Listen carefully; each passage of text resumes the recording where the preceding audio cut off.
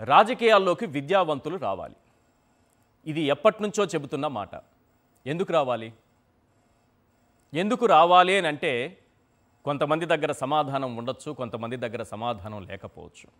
కానీ ఈరోజు ఒక ఘటనలో ఒక దృశ్యాన్ని నేను చూసిన తరువాత ఈ రాజకీయాల్లోకి విద్యావంతులు రావాలని ఎందుకు మనం కోరుకుంటామనే దానికి అదొక నిదర్శనంగా నిలిచింది. ఈరోజు సీదిరి అప్పలరాజు గారు డాక్టర్. ఒక ఘటన జరిగిన వెంటనే ఒక పొలిటీషియన్గా, ఒక రాజకీయ నాయకుడిగా, వైఎస్ఆర్సీపీకి సంబంధించినటువంటి ఒక నాయకుడిగా ఆయన అక్కడికి వెళ్ళుంటే జస్ట్ పరామర్శకే పరిమితమయ్యేవాళ్ళు. అచ్చెన్నాయుడు గారు కూడా వచ్చారు. ఆ తరువాత ఏమైంది? నిలబడ్డారు, చూశారు, ఏదో మాట్లాడారు, వెళ్ళారు. కానీ సీదిరి అప్పలరాజు గారు ఒక డాక్టర్. ఈరోజు ఆయన చేసినటువంటి సేవ రాజకీయాల్లోకి చదువుకున్న వాళ్ళు, విజ్ఞానవంతులు, డాక్టర్లు, ఇంజనీర్లు, గొప్ప గొప్ప చదువులు చదివిన వాళ్ళు ఎందుకు రావాలనే దానికి ఒక నిదర్శనంగా మారారు ఆయన ఈరోజు. సార్ సీదిరి అప్పలరాజు గారు, ముందుగా మీకు హృదయపూర్వక నమస్కారాలు తెలియజేస్తున్నాను సార్. ఈశ్వర్ గారు నమస్కారం అండి, ధన్యవాదాలు సార్. సార్ మీరు ఆ స్పాట్కు వెళ్ళిన వెంటనే ఎలాంటి దృశ్యాలు చూశారు?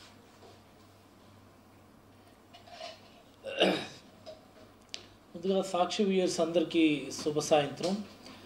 ఈ విపత్తు వేళ మా పలాస కాశీబుగ్గ చరిత్రలోనే, మా ఉద్యానం చరిత్రలోనే అతిపెద్ద విపత్తు సంభవించినటువంటి ఈ సందర్భంగా వాస్తవానికి ఈ దేవాలయం ఏదైతే ఉందో చిన్న తిరుపతి అని మేము అందరం చాలా గొప్పగా చెప్పుకుంటాం. ఇటీవల కాలంలోనే ఒక 1 or 2 years అవుతుంది అది ఓపెనింగ్ జరిగి. పండాగారు అన్నటువంటి ఒక పెద్ద ఆయన, is an elderly man, Venkateswara Swami మీద భక్తితో ఒక పెద్ద ఆలయాన్ని సొంతంగా నిర్మించి ప్రజలకు అంకితం చేశారు. ముందుగా ఆయనకు మనందరం అభినందనలు తెలియచేయాలి.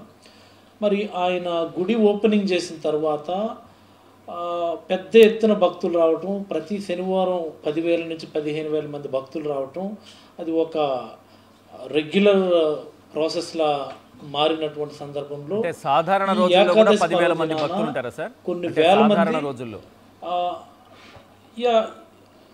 సాధారణంగా ఎవ్రీడే ఒక 3,000 to 4,000 మెంబర్స్. శనివారాలు ప్రత్యేకంగా శనివారం రోజున, సాటర్డేస్ మాత్రం ప్రత్యేకంగా ఒక 10,000 15,000 మంది భక్తులు అటెండ్ అయ్యేటటువంటి టెంపుల్ అది. ఈ ఏకాదశి పర్వదినాన చాలా మంది, అంటే కొంతమంది 50,000 మంది అంటున్నారు, కొంతమంది 1,00,000 మంది అంటున్నారు. బట్ ఊహకు అందనటువంటి భక్తులైతే రావటం జరిగింది. వాస్తవానికి సిరీస్ ఆఫ్ ఈవెంట్స్ ఈశ్వర్ గారు ఒకసారి మీకు తెలియజేయాలి, ప్రజలందరికీ కూడా తెలియజేయాలి. ఉదయం 7-7:30కే చాలా పెద్ద ఎత్తున భక్తులు చేరినప్పుడు అక్కడ ఉన్నటువంటి మా వార్డు ఇన్ఛార్జ్ కానీ, మరికొంతమంది పెద్దలు కానీ నాకు సమాచారాన్ని అయితే తెలియజేశారు. మేము పోలీసులకైతే సమాచారం తెలియచేయడానికి ఫోన్లు చేస్తే నోబడీ రెస్పాండెడ్ ఫస్ట్ థింగ్. ఆ తదుపరి సరేలే మనం అపోజిషన్లో ఉన్నాము, వాళ్ళు ఏ పనిలో ఉన్నారు అనుకొని చెప్పి కొంతమంది జర్నలిస్టులకు కూడా పురమాయించి ఒకసారి మీరు వెళ్ళి ఇన్ఫామ్ చేయండి అని చెప్పడం జరిగింది. ఈవెన్ జర్నలిస్టుల కాల్స్ కూడా వాళ్ళు ఎవరు రెస్పాండ్ అవ్వలేదు. అండ్ 10 ఆ టైం అప్పుడు ఈ ఆలయ మేనేజ్మెంట్ కమిటీ ఎవరైతే ఉన్నారో వాళ్ళు మళ్ళీ ప్రత్యేకంగా పోలీసులు ఫోన్ చేసి ఇక్కడ మేము ఊహించినటువంటి క్రౌడ్ టర్న్ అయింది, మీరు పోలీసులు ఎవరు ఇక్కడ లేరు, ఇమీడియట్గా కొంతమంది పోలీసులను పంపిస్తే తప్ప ఎవరు నియంత్రించలేనటువంటి పరిస్థితిలోకి వెళ్ళిపోతుంది అంటే పోలీసులు ఆలయ కమిటీ వాళ్ళని మందలించారు.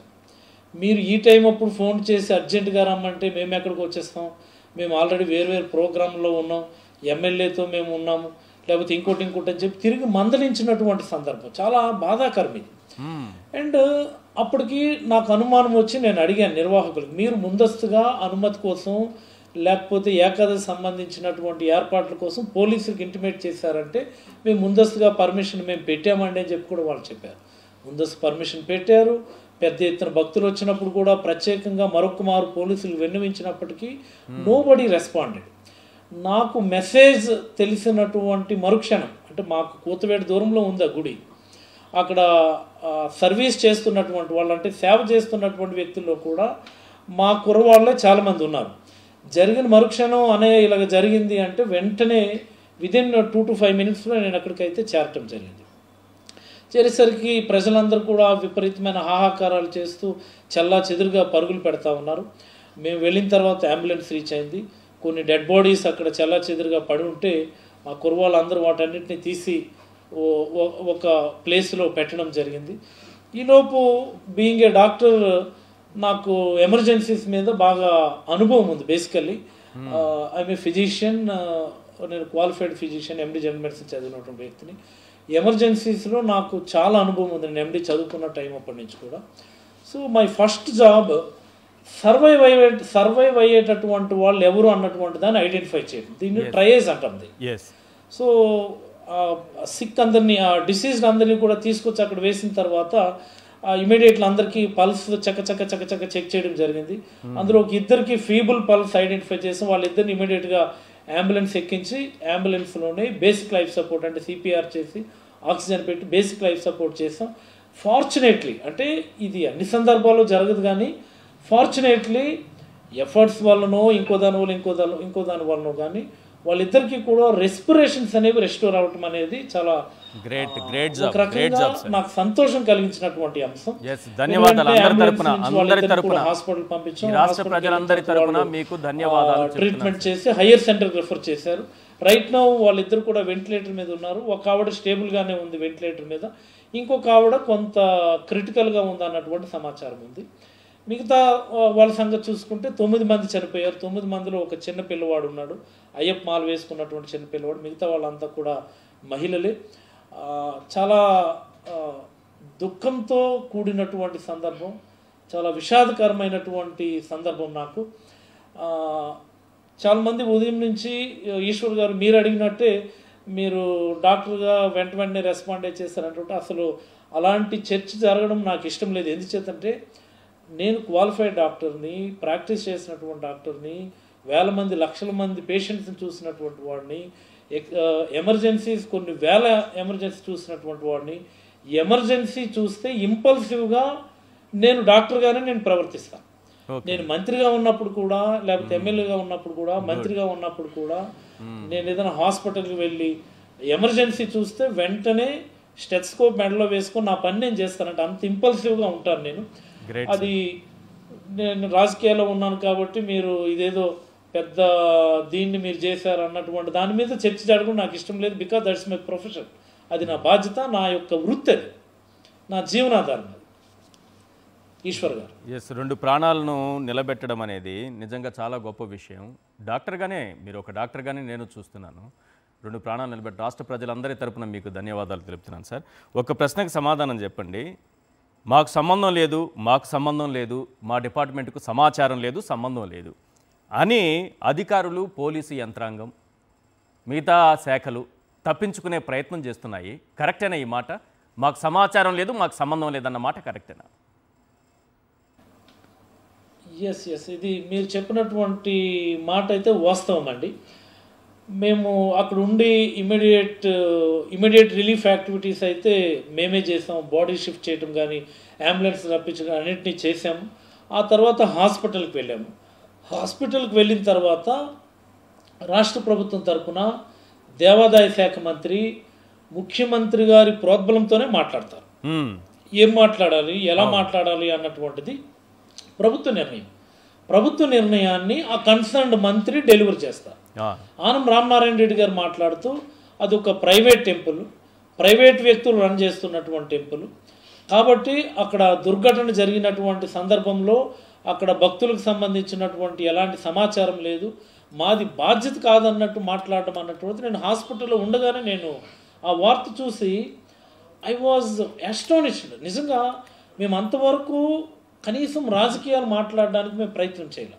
ఎందుకంటే మా ఊర్లో జరిగింది, మా మనుషులు చనిపోయారు, మా కళ్ళెదురుగానే మా సోదరులు లేకపోతే మా సోదరిమణులు, మా అక్క చెల్లెమ్మలు చనిపోయారు అన్నటువంటి ఆవేదనతో ఉంటే ఒక ప్రభుత్వం మాది బాధ్యత కాదు అని చెప్పడం అన్నటువంటిది మాకు అందరికీ చాలా తీవ్ర ఆవేదన గురి చేసింది. ఈ రోజే కాదు, మీరు ఒక వారం 10 రోజుల క్రితం చూస్తే గిరిజన పిల్లలు హాస్టల్స్లో ఉన్నటువంటి వాళ్ళు కేజీహెచ్లో అడ్మిట్ అయ్యి చనిపోయే పరిస్థితి వచ్చి ప్రతిపక్ష పార్టీగా మనం అడిగితే ఆ రోజు కూడా మంత్రి ఎలాగనే ముందుకొచ్చి మీడియా ముందుకు స్పందించారు.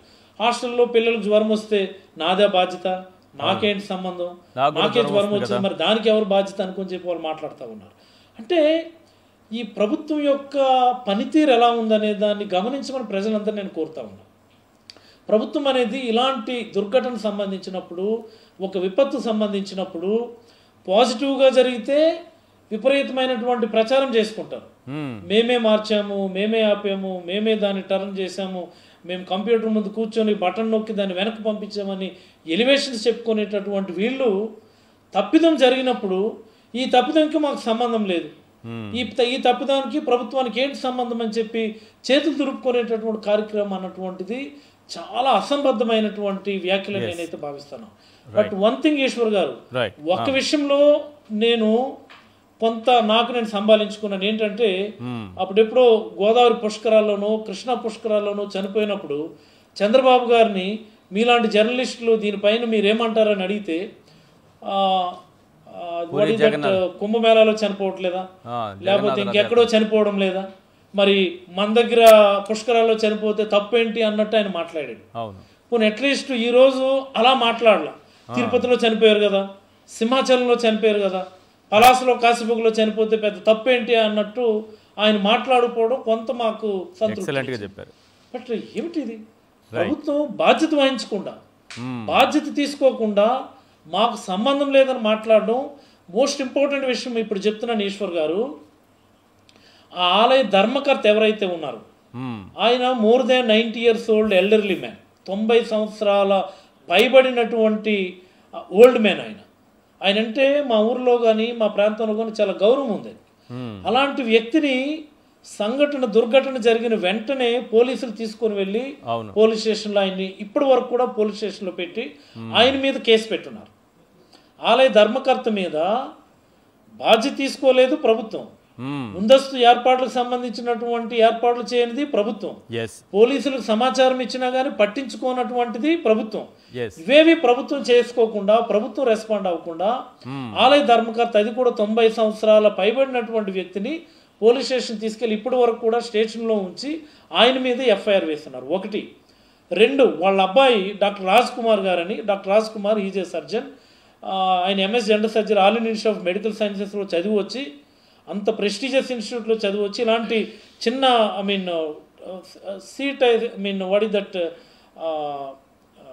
చిన్న పట్టణంలో ఆయన ప్రాక్టీస్ చేసి ప్రజలకి సేవ చేస్తున్నటువంటి వ్యక్తి. వాళ్ళ అబ్బాయిని కూడా ఉదయం స్టేషన్ తీసుకెళ్ళి ఇప్పటి వరకు కూడా స్టేషన్లో ఉంచున్నారు. ఇదే డాక్టర్ రాజ్ కుమార్ గారి కంటే ఎవరైతే ఎల్డర్లీ మ్యాన్ వాళ్ళ సన్ ఉన్నారు డాక్టర్ గారు, ఆయన కూడా 1 year back, 1 year to 1.5 year back CABC అయ్యి చాలా క్రిటికల్లీ ఇల్ అయిపోయినటువంటి వ్యక్తి. చాలా అదృష్టవశాత్తు ఆయన బతికి బట్టకట్టాడు, ఆయన ఆపరేషన్ చేయించుకుని గుండెకి. అలాంటి వ్యక్తిని ఉదయం తీసుకొని వెళ్ళిపోయి ఇప్పటి వరకు కూడా స్టేషన్లోనే నిర్బంధించున్నారు ఈ ప్రభుత్వం. అంటే ఎటు వెళ్తున్నారు వీళ్ళు? అసలు ఆ సెన్సిబిలిటీ ఎందుకు ఉండడం లేదు?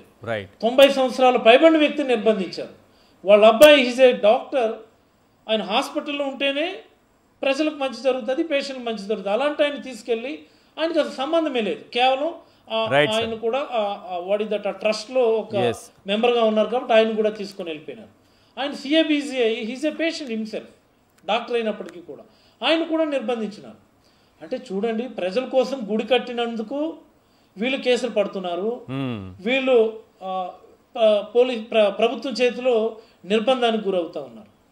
ప్రభుత్వం చేయాల్సినటువంటి పని చేయకుండా ప్రభుత్వం నిర్లక్ష్యం వహించి తిరిగి ప్రజల్ని లేదా ఆ కన్సర్న్ వ్యక్తుల్ని బాధ్యుల్ని చేసి చర్యలు తీసుకోవడం అనేది చాలా బాధాకరమైన విషయం అని నేనైతే అభిప్రాయపడతాను.